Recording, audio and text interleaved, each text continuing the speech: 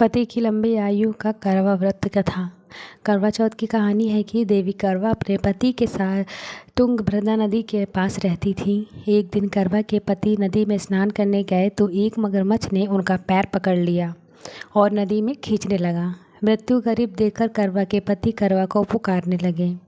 करवा दौड़कर नदी के पास पहुंची और पति को मृत्यु के मुंह में ले जाते मगर को देखा। करवा ने तुरंत एक कच्चा धागा लेकर मगरमच्छ को एक पेड़ से बांध दिया। करवा के सतीत्व के कारण मगरमच्छ कच्चे धागे में ऐसे बंद के टस से मस नहीं हो पा रहा था।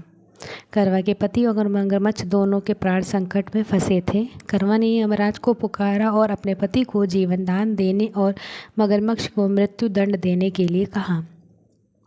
यमराज ने कहा, मैं ऐसा नहीं कर सकता क्योंकि अभी मगरमच्छ की आयु शेष है और तुम्हारे पति की आयु पूरी हो चुकी है। क्रोधित होकर करवा ने यमराज से कहा, अगर आपने ऐसा नहीं किया तो मैं आपको श्राप दे दूंगी।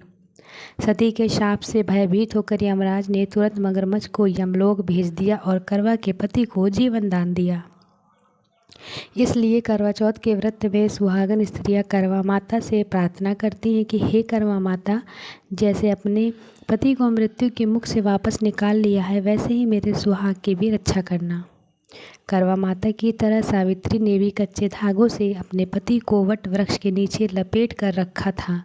कच्चे धागे में लिपटा प्रेम और विश्वास ऐसा था कि यमराज सावित्री के पति के प्राण अपने साथ लेकर नहीं जा सके। सावित्री के पति के प्राण को यमराज को लौटाना पड़ा और सावित्री को वरदान देना पड़ा कि उनका सुहाग हमेशा बना रहेगा और लंबे समय तक दोनों साथ रहेंगे।